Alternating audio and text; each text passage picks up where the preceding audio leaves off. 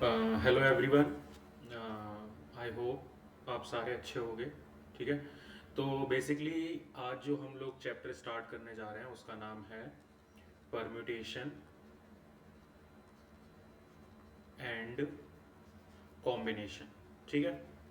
काफ़ी अलग चैप्टर है, काफ़ी डिफरेंट चैप्टर्स हैं। मतलब कि ये चैप्टर ऐसा नहीं है कि जो कि बाकी के आपके किसी चैप्टर से कुछ मैच करता हो इसमें। ठीक है ना, सारी ही चीज़ें बहुत डिफरेंट है। तो अगर कोई ऐसा स्टूडेंट है जिसके प्रीवियस क्लासेस या कुछ प्रीवियस टॉपिक्स बहुत ज़्यादा वीक हैं, तो इस चैप्टर का उनसे कुछ ज़्यादा लिंक नहीं है। आप लोग इजीली एज अ फ्रेश अगर हैं तो आप सीख सकते हो। ठीक है।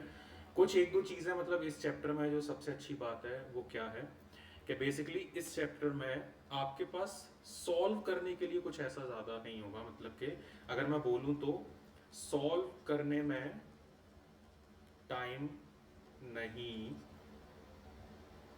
लगेगा, बट क्वेश्चंस की लैंग्वेज बहुत इम्पोर्टेंट है। ठीक है। मतलब क्या है कि इसके जो बेसिकली परमुटेशन कॉम्बिनेशंस के जो क्वेश्चंस होते हैं वो बहुत ही कम टाइम के अंदर सॉल्व हो जाते हैं अदर चैप्टर के कंपैरिजन में। चाहे हम लोग अर्थमेटिक प्रोग्रेशन ले लें, चाहे क्वाड्रेटिक ले लें, वहाँ पे बहुत टाइम लगता था रूट्स निकालने में और इन सब चीज़ों को करने में। बट यहाँ पे अगर आपने क्वेश्चन को सही तरीके से अगर समझ लिया तो कई बार 10 सेकंड में, 15 सेकंड में या आधे मिनट के अंदर हमारे क्वेश्चन का आंसर आ जाता है। ठीक है। दूसरी चीज़ ये है कि इसमें बहुत ही लेस फॉर्मूले हैं। मतलब कि लेस फॉर्मूले। ठीक है। मतलब but mostly depends on logic. ठीक है। तो मतलब ये चैप्टर कुछ ऐसा चैप्टर नहीं है कि बस अगर आपके पास स्टैंडर्ड फॉर्मूले हैं तो आपने बस क्या किया, सिंपली वैल्यूज रखी फॉर्मूले के अंदर और आंसर आ गया। ये चैप्टर कुछ ऐसा बेस्ड नहीं है। ये पूरा का पूरा लॉजिकल चैप्टर है। मतलब कि जिसमें आप बहुत अच्छे से सोच पाओ, मतलब लॉजिकल चीजें एकदम तर्क के साथ सोच पाओ। मतलब कि तर्क के साथ अगर आप चीज़ों को सोच पा रहे हो। ठीक है ना। तो मोस्टली इस चैप्टर में क्या होता है कि अगर ये चैप्टर समझ में आता है तो बच्चों को अच्छे से समझ में आता है, वरना फिर बिल्कुल समझ नहीं आता। ठीक है ना। ये चीज़ें हो गई। तो इस चैप्टर को स्टार्ट करने से पहले कुछ हमें एक दो बेसिक चीज़ों को देखना पड़ेगा। जैसे कि पहली चीज़ होती है हमारे पास फैक्टोरियल। ठीक है। तो ध्यान से समझना इस चैप्टर में चीज़ों को। ठीक है ना, बहुत ही फोकस के साथ हमें बेसिकली इसको देखना है। तो बेसिकली फैक्टोरियल होता क्या है। फैक्टोरियल का अगर मैं रिप्रेजेंटेशन बोलूं तो हम लोग मोस्टली दो तरीके से रिप्रेजेंट करते हैं। एक इस तरीके से जो हम लोगों ने एक्सक्लेमेटरी मार्क्स देखा होगा, और एक इस तरीके से। ठीक है ना। तो मतलब कि अगर मेरे पास कोई नंबर n है तो n फैक्टोरियल, या फिर ये रहा मेरे पास फैक्टोरियल। ठीक है ना। तो ये बेसिकली मेरे पास रिप्रेजेंटेशन है दो तरीके से। ठीक है। तो हम लोग फैक्टोरियल किसका निकालेंगे, मैथ पढ़ रहे हैं तो ऑब्वियस सी बात है हमारा जो फैक्टोरियल होगा वो नंबर्स का ही होगा। तो जैसे कि सीधा एग्जाम्पल से समझते हैं तभी हमें समझ में आएगा, और बाद में इसको हम थोड़ा सा जर्नलाइज करके भी लिख लेंगे। ठीक है। तो फैक्टोरियल क्या है कि जैसे सपोज मान लो कि अगर मैं 5 फैक्टोरियल लिखता हूँ, इसका मतलब क्या है कि 5, देन 5 से छोटा number consecutive 4, then 3, then 2, then 1। बस ये है बस मेरा एक तरीके से क्या फैक्टोरियल। मतलब कि एक तरीके से 5 को थोड़े से फैक्टर के फॉर्म में बस लिखते जाना, मल्टीप्लाई के। अगर मान लो कि इसकी जगह पे मैं दूसरा ले लूँ 6 फैक्टोरियल, तो ये क्या हो गया, मान लो 6 into 5 into 4 into 3 into 2 into 1। ठीक है। अब देखो एक बहुत अच्छी चीज ऑब्जर्व करते हैं क्या, कि मुझे पता है 5 इंटू 4 इंटू 3 इंटू 2 इंटू 1 को मैं कुल मिला के क्या लिख सकता हूँ, 5 फैक्टोरियल। क्या मैं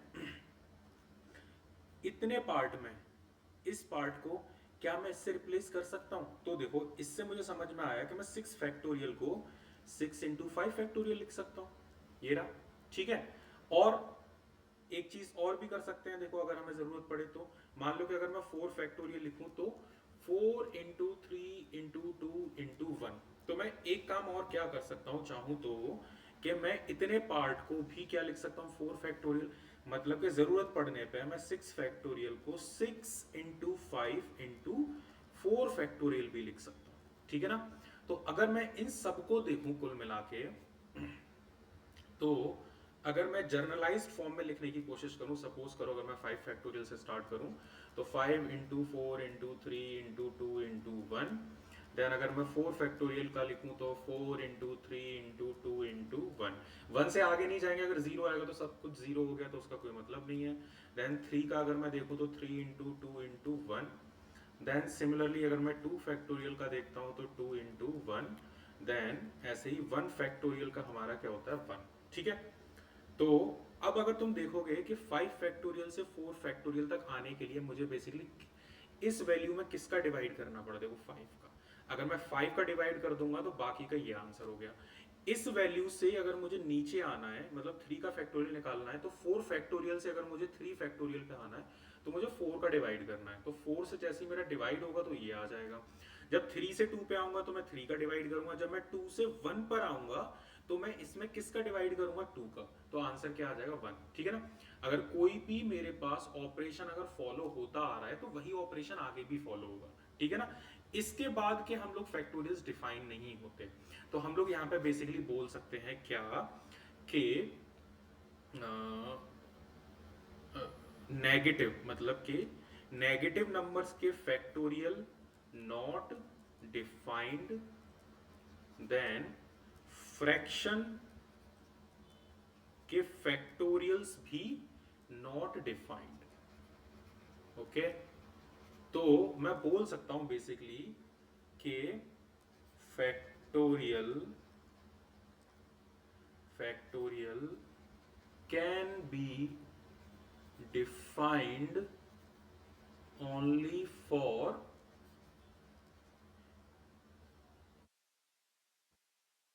natural numbers, sorry whole numbers. एक सेकेंड, हम लोग यहाँ पे 0 का भी डिफाइन कर सकते हैं। तो ओनली फॉर होल नंबर्स। ठीक है। देखो अगर मैं यहाँ पे 1 से 0 फैक्टोरियल की तरफ जाने की कोशिश करूंगा, मान लो ये रहा मेरे पास 0 फैक्टोरियल, तो 1 से 0 फैक्टोरियल करने के लिए मुझे इस आंसर में किसका डिवाइड करना होगा, 1 का। और 1/1 भी क्या आता है मेरे पास 1। ठीक है। तो बेसिकली फैक्टोरियल हमारे सिर्फ और सिर्फ होल नंबर्स के लिए डिफाइन होते हैं। फ्रैक्शन एंड नेगेटिव नंबर्स के लिए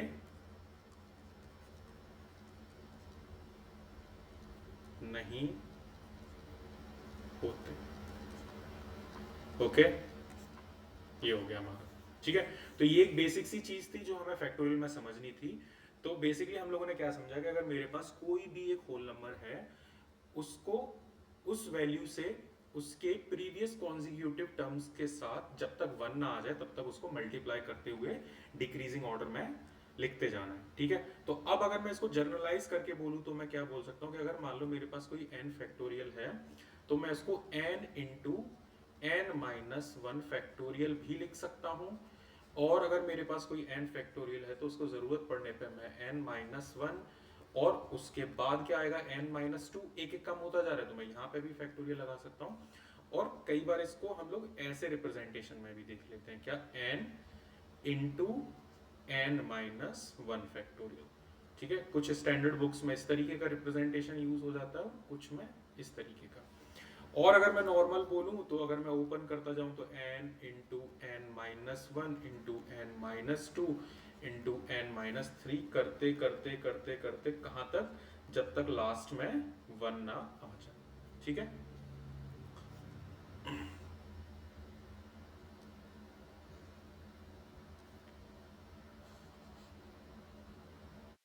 ये रहा।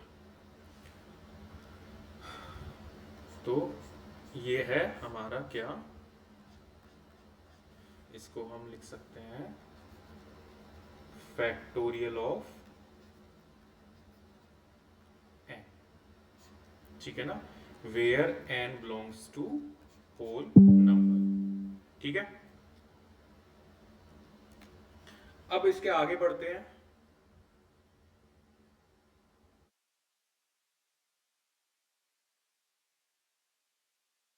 ठीक है।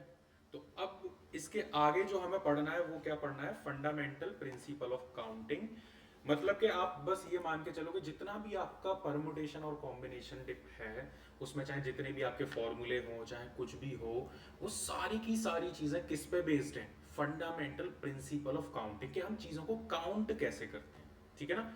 तो हमारा सबसे इंपॉर्टेंट है क्या, फंडामेंटल प्रिंसिपल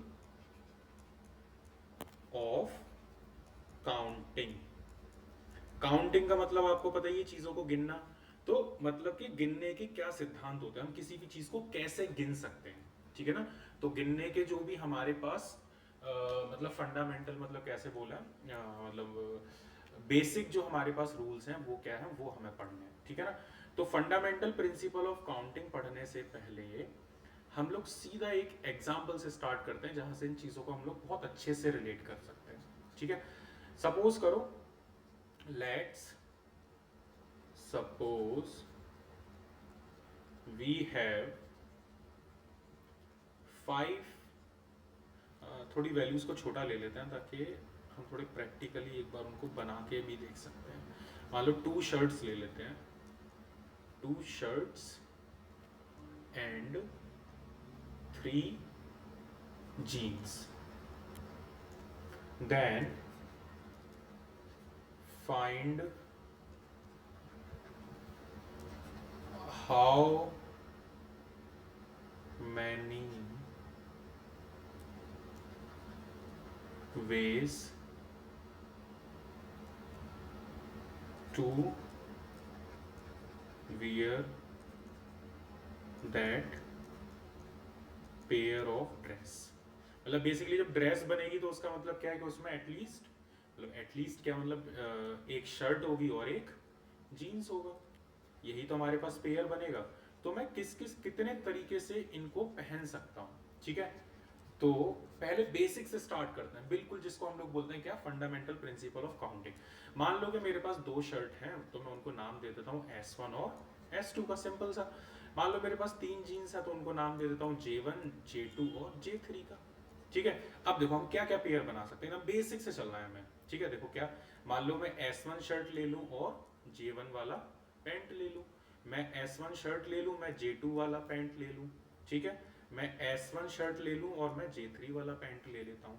फिर और क्या पॉसिबल हो सकता है, मान लो मैं S2 शर्ट ले लूँ और J1 वाला जीन्स ले लूँ, मैं S2 शर्ट ले लूँ और J2 वाला जीन्स ले लूँ, और मैं S2 शर्ट ले लूँ और J3 वाला जीन्स ले लूँ। बताओ देखो, इससे ज्यादा और कोई पेयर बन सकते हैं, ठीक है ना।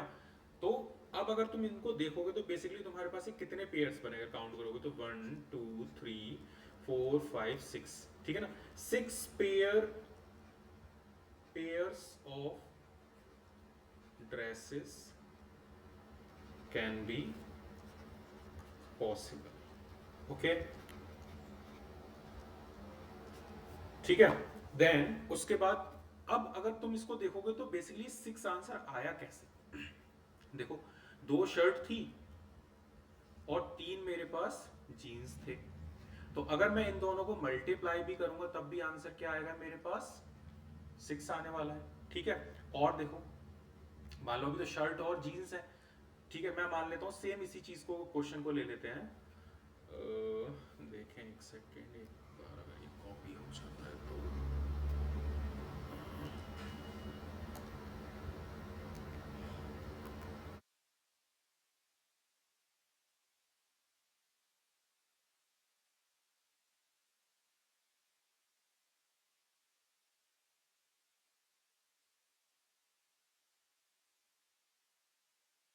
चलो छोड़ो, हम लोग केस बना लेते हैं भाई।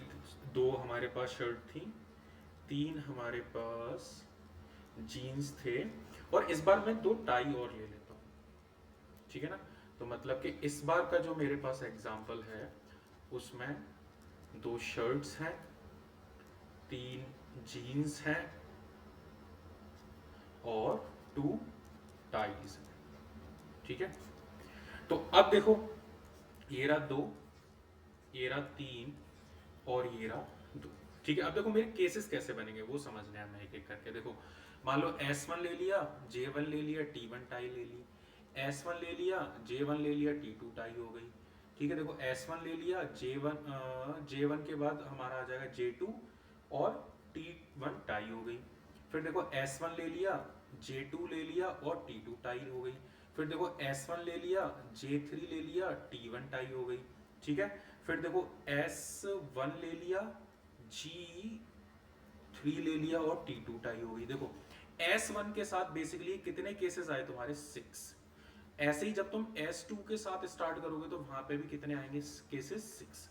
तो 6 और 6 टोटल तुम्हारे पास कितने केसेस हो जाएंगे 12 केसेस। और अगर यही चीज मैं यहाँ पे करूं, देखो 2 इंटू 3 इंटू 2, तो यहाँ पर भी क्या आएगा, सॉरी 12। ठीक है, तो इसी को हम लोग बोलते हैं क्या, फंडामेंटल बेसिक ऑफ काउंटिंग। देखो हमने एक एक चीज को काउंट किया, ठीक है ना। अब फंडामेंटल प्रिंसिपल ऑफ काउंटिंग में बेसिकली दो तरीके की काउंटिंग होती है, एक होता है मल्टीप्लिकेशन करके और एक होता है ऐड करके। अब हमने यहाँ पे मल्टीप्लिकेशन क्यों किया उसका लॉजिक समझते हैं। देखो जब मुझे पेयर बनाने थे तो मेरे पेयर में क्या था कि मुझे शर्ट भी लेनी है, मुझे जीन्स भी लेना है और मुझे टाई भी लेनी है, ठीक है ना। तो समझो कि तीनों चीजों को मुझे लेना है, तो मेरा आंसर कितना आ रहा था 12।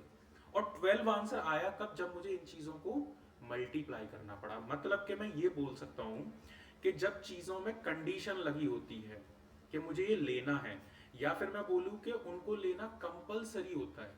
मतलब मैं ये नहीं बोल सकता कि बस मैं एक शर्ट और जीन्स पहन लूंगा और कुछ नहीं पहनना, मुझे टाई वाई से कोई लेना देना नहीं है, तो ऐसा कुछ नहीं होगा।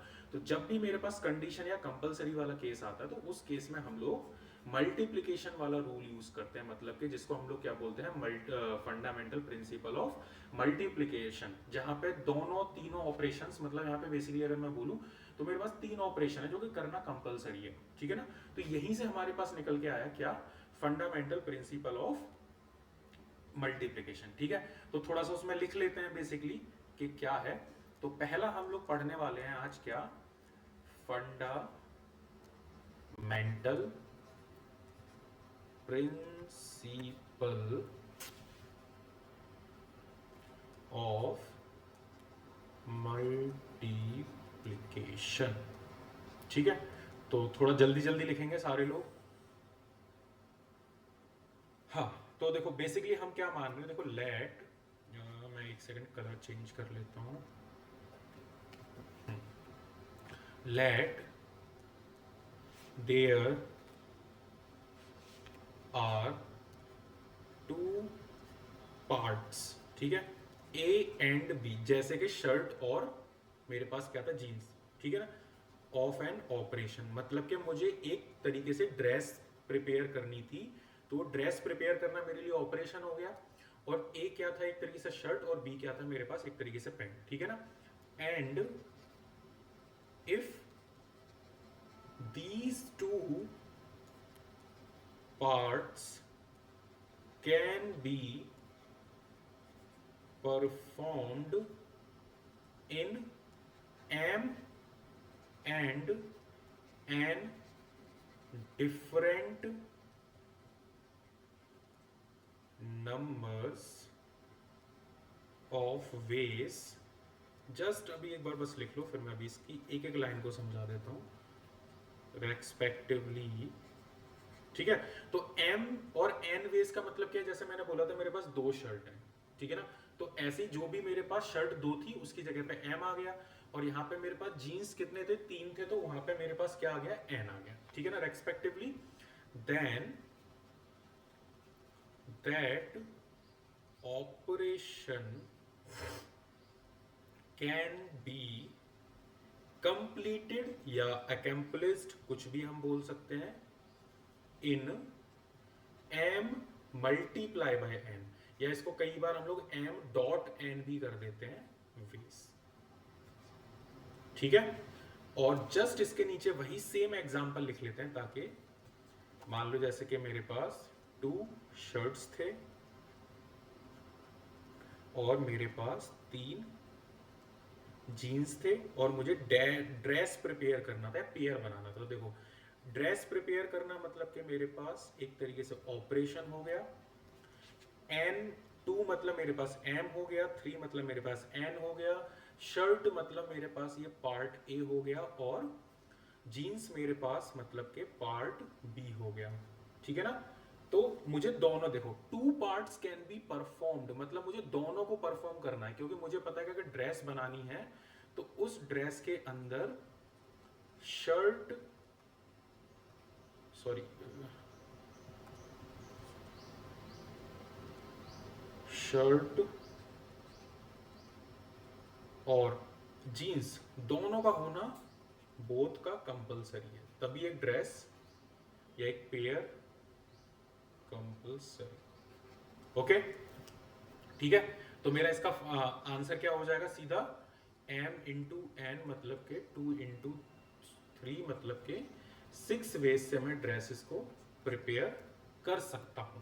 ठीक है? अब इसी तरीके से हमारे पास एक और फंडामेंटल प्रिंसिपल होता है जिसको हम लोग क्या बोलते हैं, फंडामेंटल प्रिंसिपल ऑफ एडिशन।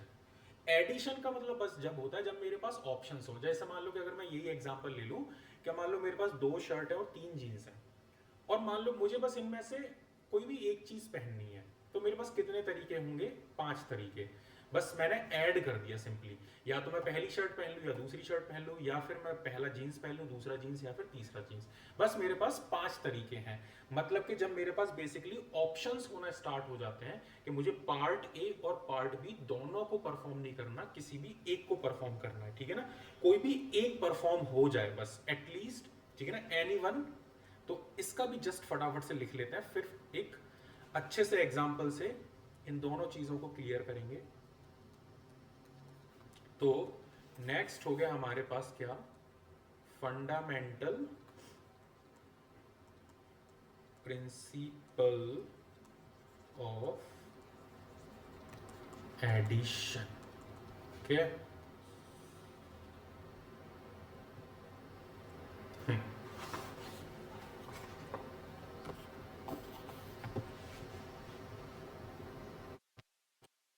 इसमें लिखते हैं फटाफट से,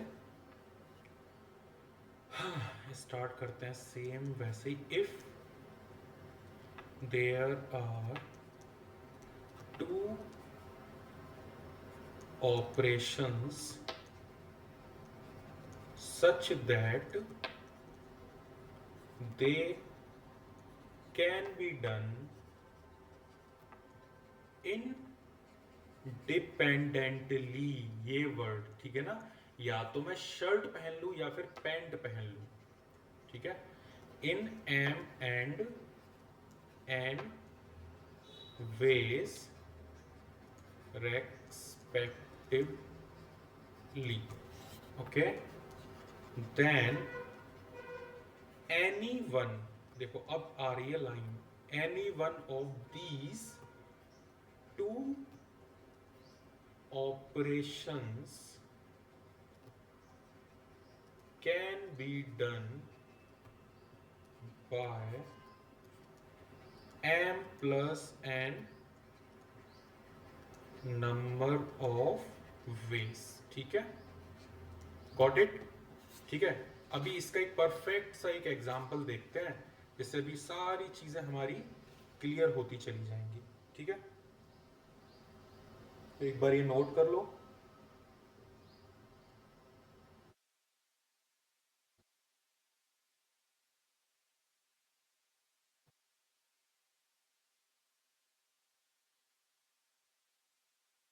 ठीक है? अब देखो एक बेसिक सा क्वेश्चन करते हैं पहले और चीजों को क्लियर करने में। ओके, जैसे मान लो कि मेरे पास एक हॉल है। ठीक है? तो मैं सारा नहीं लिख रहा, बस जो उसमें काम काम की चीजें हैं। और उस हॉल में देयर आर 6 डोर्स। ठीक है? देन फाइंड, पहली चीज, number of ways in which a person can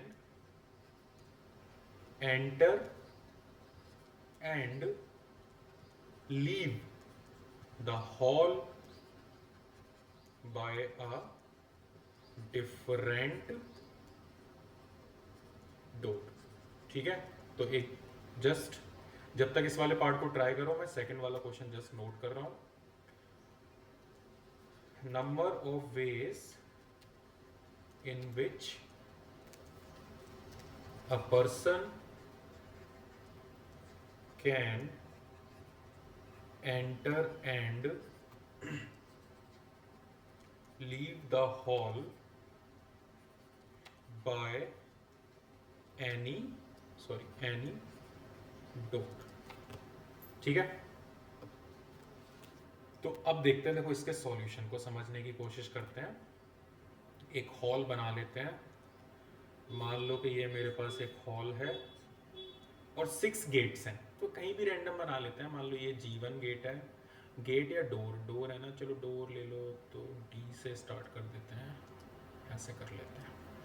ये रहा D1 डोर, इसको ले लेते हैं D2 डोर, इसको ले लेते हैं मान लो D3, इधर ले लेते हैं D4, और ये ले लेते हैं D5, और ये ले लेते हैं D6। ठीक है, मान लो कि काफ़ी कोई बहुत ज़्यादा पैसे वाला इंसान है, बहुत बड़ा कमरा है उसका, ठीक है ना, इतना बड़ा कमरा है कि वो बार बार एक ही गेट से आए, एक ही गेट से जाए, तो उसने क्या करा है, 6 गेट बनवा रखे हैं अपने घर, एक ही अपने कमरे में, या मान लो अपने घर में।